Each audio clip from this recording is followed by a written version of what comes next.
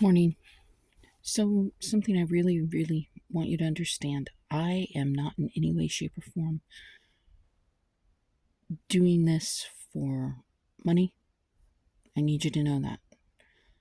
If I have said this previously, I do apologize. I am very sorry, but I'm trying to make sure I get it in there. I'm not asking for money. I'm doing this solely and fully because of my faith and because I have felt moved by God to do so.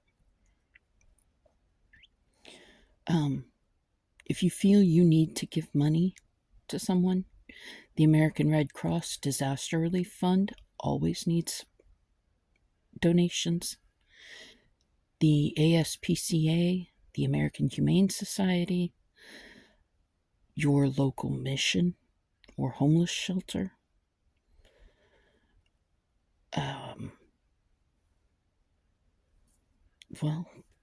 Habitat for Humanity. There's any number, St. Jude's, any number of organizations that are really good and that go to help others, be it animals, well, animals or people animals. Just so you know, I'm not looking for your money. I am solely doing this for the soul. That said, I wanted to make sure that you understood that, again, I am not a minister, so I heavily encourage you to seek out a minister and ask questions, okay? Other than that, let's get to the reading. As you can tell, I'm bundled. It got cold here. Originally, I am from a part of the country, which I'm in the United States of America. I'm pretty sure the accent from wherever you are, you can tell. Originally, I was from a rather cold section of the country, and I found that as I got older, my body liked it less. And I decided to move to where it was warmer, and it got a little bit cool on me last night. So, early this morning. Now, we left off at chapter 25, the death of Abraham. We're going to go through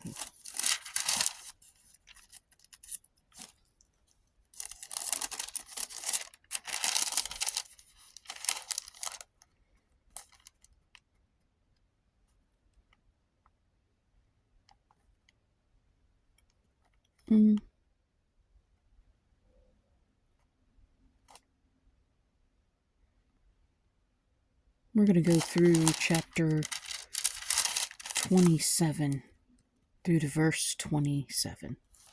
Seems good. Abraham took another wife, whose name was Keturah. She bore him Zimran, Jokshan, Medan, Midian, Ishbak, and Shua. Jokshan was the father of Sheba, and Dedan. The descendants of Dedan were the Asherites, and the Letushites, and the Lemuites.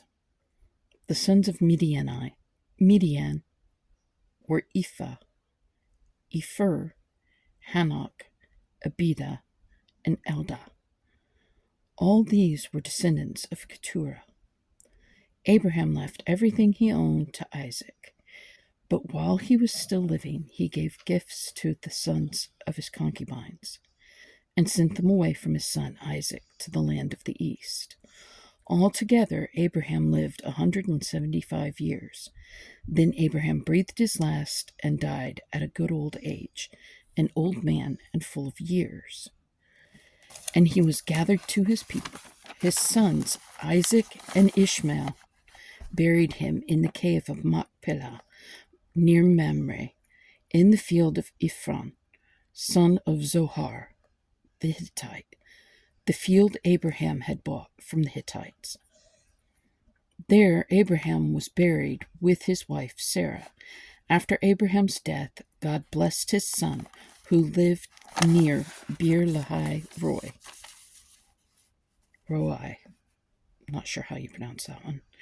This is the account of Abraham's son Ishmael, whom Sarah's maidservant Hagar, the Egyptian, bore to Abraham. These are the names of the sons of Ishmael, listed in order of their birth. Nebaioth, the firstborn of Ishmael, Kedar,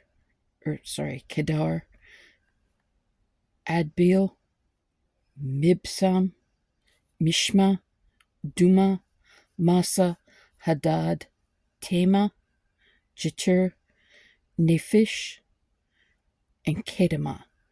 These were the sons of Ishmael. And these are the names of the 12 tribal rulers, according to their settlements and camps. Altogether, Ishmael lived 137 years. He breathed his last and died. And he was gathered to his people. His descendants settled in the area from Havilah to Shur, near the border of Egypt, as you go toward Ashur, and they lived in hostility toward all their brothers.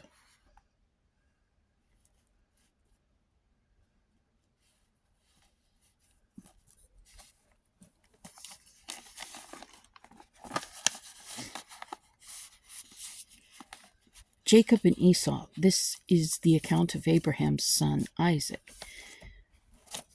Abraham became the father of Isaac, and Isaac was 40 years old when he married Rebekah, daughter of Bethuel, the Aramean from Padan Aram, the sister of Laban, the Aramean. Isaac prayed to the Lord on behalf of his wife, because she was barren. The Lord answered his prayer, and his wife Rebekah became pregnant. The babies jostled each other within her. And she said, "Why is this happening to me?" So she went to inquire of the Lord. The Lord said to her, "2 nations are in your womb, and 2 peoples from within you will be separated. One people will be stronger than the other, and the older will serve the younger." When the time came for her to give birth, there were twin boys in her womb. The first to come out was red, and his whole body was like a hairy garment. So they named him Esau, after his brother came out with his hand grasping Esau's heel. So he was named Jacob. Isaac was 60 years old when Rebekah gave birth to them. The boys grew up, and Esau became a skillful hunter, a man of the open country, while Jacob was a quiet man, staying among the tents. Isaac, who had a taste for the wild game, loved Esau, but Rebekah loved Jacob. Once, when Jacob was cooking some stew, Esau came in from the open country, famished. He said to Jacob, "Quick, let me have some of that red stew. I'm famished." That is why he was also called Edom. Jacob replied, "First, sell me your birthright." "Look, I am about to die," Esau said. "What good is the birthright to me?" But Jacob said, "Swear to me first." So he swore an oath to him, selling his birthright to Jacob. Then Jacob gave Esau some bread and some lentil stew. He ate and drank, and then got up and left. So Esau despised his birthright. 26. Isaac and Abimelech. Now, there was a famine in the land, besides the earlier famine of Abraham's time, and Isaac went to Abimelech, king of the Philistines in Gerar. The Lord appeared to Isaac and said, "Do not go down to Egypt. Live in the land where I tell you to live. Stay in this land for a while, and I will be with you and will bless you. For to you and your descendants I will give all these lands, and will confirm the oath I swore to your father Abraham. I will make your descendants as numerous as the stars in the sky, and will give them all these lands, and will give them all these lands, and through your offspring all nations on earth will be blessed. Because Abraham obeyed me and kept my requirements. Excuse me. My commands, my decrees, and my laws. So Isaac stayed in Gerar.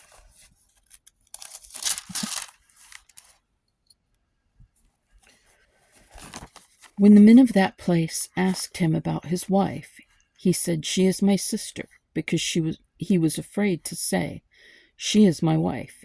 He thought, "The men of this place might kill me on account of Rebekah, because she is beautiful."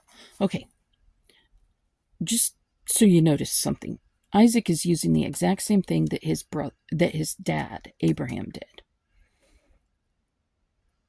It's a half-truth in Abraham's case. Okay? I'm not going to get into the whole ancestral inbreeding thing because the reality is that really is something that has a very big effect on people. And I really feel like you need to speak to your minister or really search that answer out for yourself. There are reasons that I believe it was allowed within the Bible. Do I agree with it? As I said, the Bible is a forward motion towards Jesus.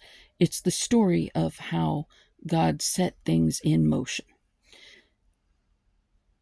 And I have also told you, there are things that are within this Bible that today we know they're really not okay. They're not good. They're not things that should be done. But as it says in the Bible, God has let us know that because of the hardness of our hearts at that time, these things were allowed. Okay? Not because God was all in, go for it, that's the way to live, but because our hearts were hard. Okay?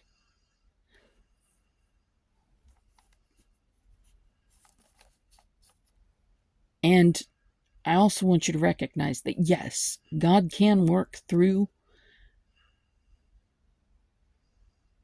anyone.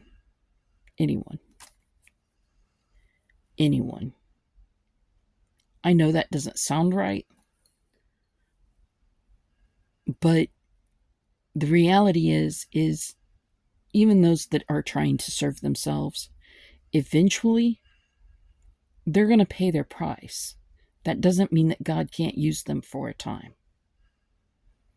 But it's not ours to judge those individuals. It is ours to hold them accountable. Keep that in mind too. When Isaac had been there a long time, Abimelech, king of the Philistines, looked down from a window and saw Isaac caressing his wife Rebekah. So Abimelech summoned Isaac and said, "She is really your wife. Why did you say she is my sister?" Isaac answered him, "Because I thought I might lose my life on account of her." Then Abimelech said, "What is this you have done to us? One of the men might well have slept with your wife, and you would have brought guilt upon us." Excuse me a moment.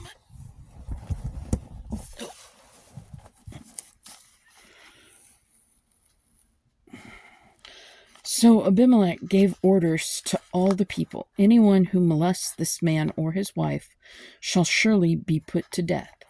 Okay, and again, this story about Isaac and this lie that he told, the story about Abraham and the lie that he told, these go to show that God can and will use anyone in spite of their failings. Now, whether that person goes to God and seeks out forgiveness for their failings, that is up to them.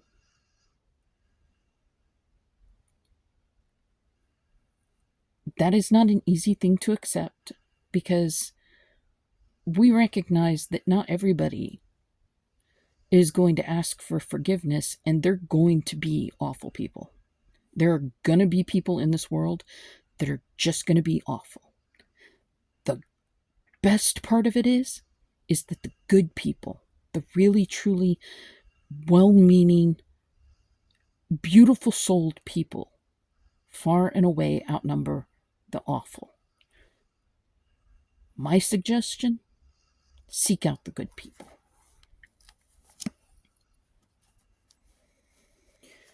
Isaac planted crops in that land, and the same year reaped 100-fold.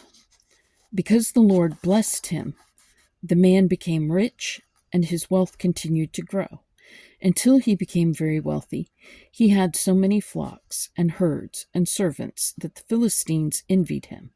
So all the wells that his father's servants had dug in the time of his father Abraham, the Philistines stopped up, filling them with earth. Then Abimelech said to Isaac, "Move away from us. You have become too powerful for us."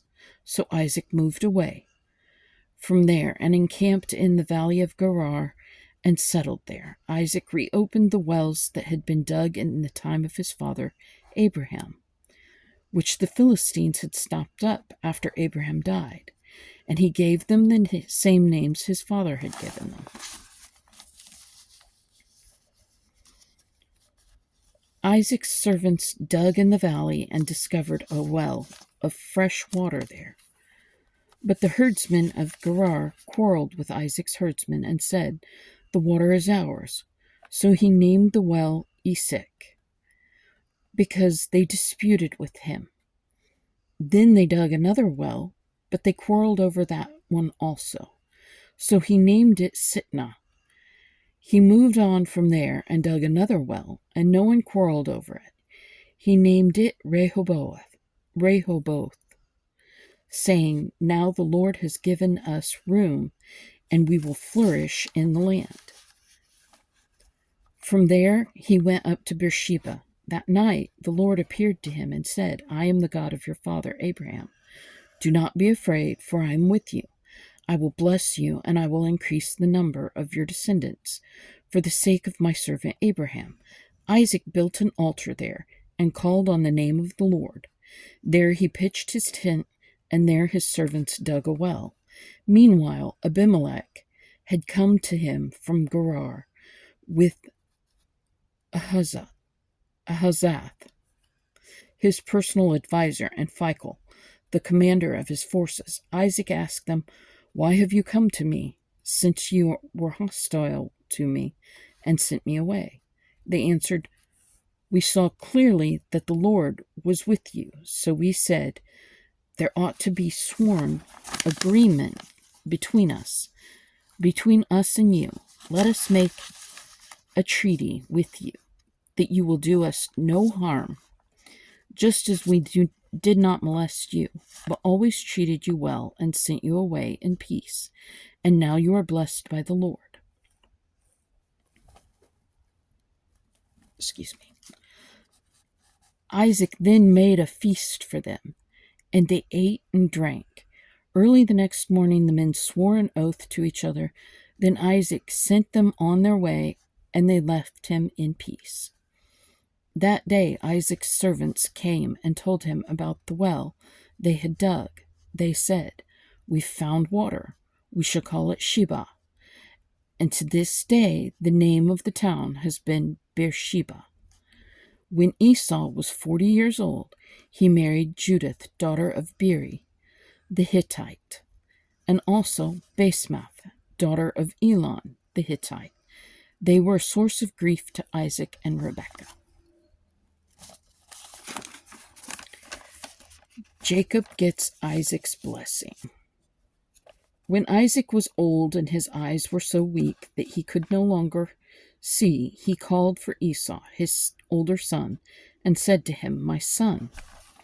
This is chapter 27, by the way. Here I am, Esau answered. Isaac said, I am now an old man, and don't know the day of my death. Now then, get your weapons, your quiver and bow, and go out to the open country to hunt some wild game for me. Prepare me the kind of tasty food I like and bring it to me to eat, so that I may give you my blessing before I die. Now Rebekah was listening as Isaac spoke to his son Esau. When Esau left for the open country to hunt game and bring it back, Rebekah said to her son Jacob, Look, I overheard your father say to your brother Esau, Bring me some game and prepare me some tasty food to eat, so that I may give you my blessing in the presence of the Lord before I die. Now, my son, listen carefully and do what I tell you. Go out to the flock and bring me 2 choice young goats, so I can prepare some tasty food for your father, just the way he likes it. Then take it to your father to eat, so that he may give you his blessing before he dies. Jacob said to Rebekah, his mother, But my brother Esau is a hairy man, and I am a man with smooth skin. What if my father touches me? I would appear to be tricking him, and would bring down a curse on myself rather than a blessing. His mother said to him, My son, let the curse fall on me. Just do what I say. Go and get them for me. So he went and got them and brought them to his mother, and she prepared some tasty food, just the way his father liked it. Then Rebekah took the best clothes of Esau, her older son, which she had in the house, and put them on her younger son, Jacob. She also covered the hands and the smooth part of his neck with the goat skins. Then she handed her son Jacob tasty food and the bread she had made. He went to his father and said, My father. Yes, my son, who is it? Jacob said to his father, I am Esau, your firstborn. I have done as you told me. Please sit up and eat some of my game, so that you may give me your blessing. Isaac asked his son, How did you find it so quickly, my son? The Lord your God gave me success, he replied. Then Isaac said to Jacob, Come near, so I can touch you, my son, to know whether you really are my son Esau or not. Jacob went close to his father Isaac, who touched him and said, The voice is the voice of Jacob, but the hands are the hands of Esau. He did not recognize him, for his hands were hairy like those of his brother Esau. So he blessed him. Are you really my son Esau? He asked. I am, he replied. Then he said, My son, bring me some of your game to eat, so that I may give you my blessing. Jacob brought it to him, and he ate, and he brought some wine, and he drank. Then his father Isaac said to him, Come here, my son, and kiss me. So he went to him and kissed him, and Isaac caught the smell of his clothes. He blessed him and said,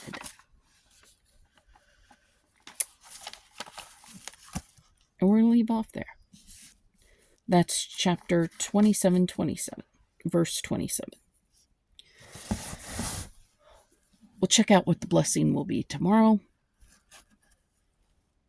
But it's important that you do recognize that, like I said,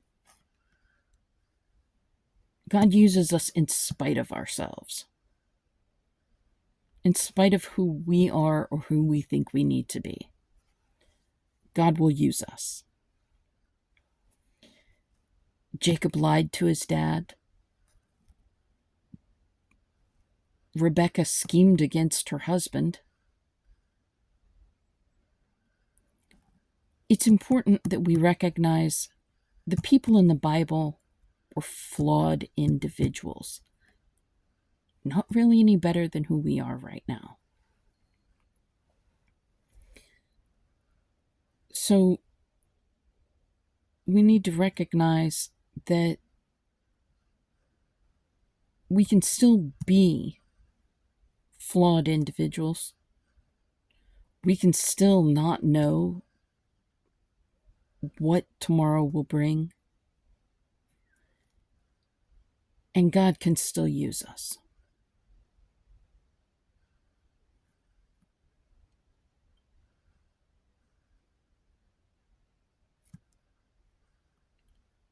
There are many people that think that we're separated and divided by race, religion, by gender. And the thing is, I really feel it's important that we recognize when we identify ourselves more through our race, through our religion, through our gender, through our education,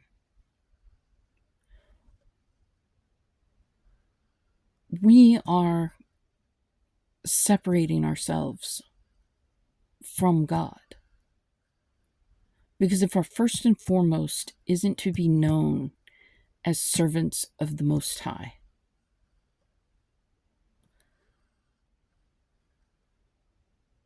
then we are trying to define ourselves outside of God and outside of God's will.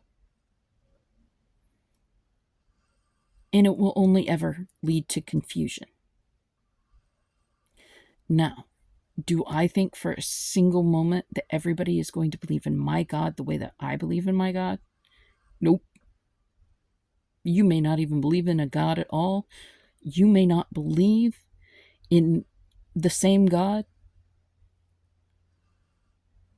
But that's where I stand in the gap and pray. I will pray for your soul, as will many other Christians.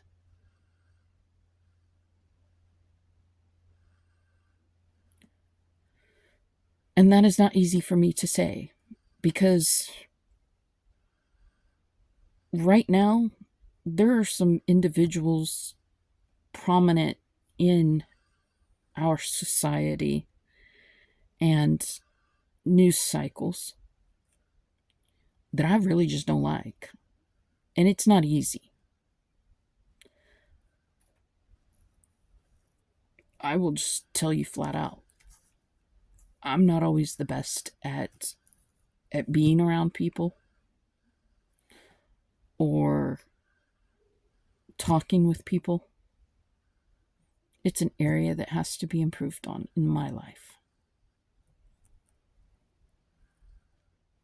It is a work in progress. But the reality is it only takes one step.